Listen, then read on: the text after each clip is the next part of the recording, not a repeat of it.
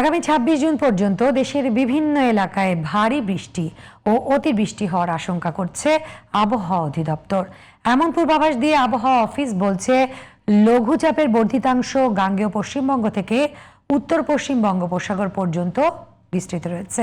এদিকে বন্যা পূর্বাভাস ও সতর্কীকরণ কেন্দ্র জানিয়েছে, যে কোনো ধরনের বন্যা প্রতিরোধে সব ধরনের ব্যবস্থা নেওয়া হয়েছে।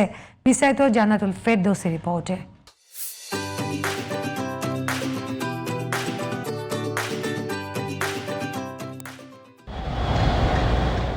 রাজধানী ঢাকা সহ সারা দেশে কাঠফাটা রোদ্দুরের তীব্র গরমের পর গেল দুদিন ধরে মিলেছে বৃষ্টির দেখা। তবে এই বৃষ্টি স্থায়ী হয়ে অস্থায়ী বন্যায় রূপ নিতে পারে বলে শঙ্কা প্রকাশ করছে সংশ্লিষ্ট দপ্তরগুলো।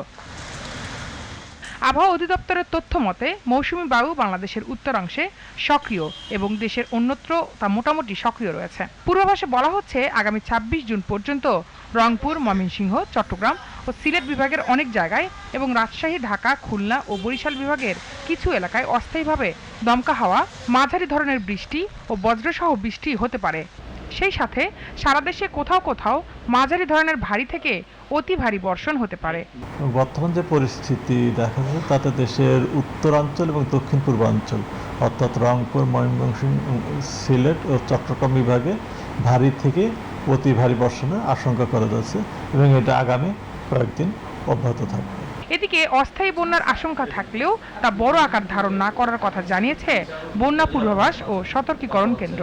আগামী 2 দিন পর্যন্ত আবহাওয়া সংস্থার সময় তথ্য অনুযায়ী দেশের রংপুর, ময়মনসিংহ, সিলেট বিভাগ এবং সংলগ্ন উজানে ভারী থেকে অতি ভারী বর্ষণের সম্ভাবনা আছে এবং যার কারণে আগামী 3 দিন পর্যন্ত নদ নদীর পানি বৃদ্ধি পেয়ে রংপুর বিভাগ এবং সিলেট বিভাগের নিম্নাঞ্চলে স্বল্পমেয়াদী বন্যা পরিস্থিতি সৃষ্টির ঝুঁকি রয়েছে।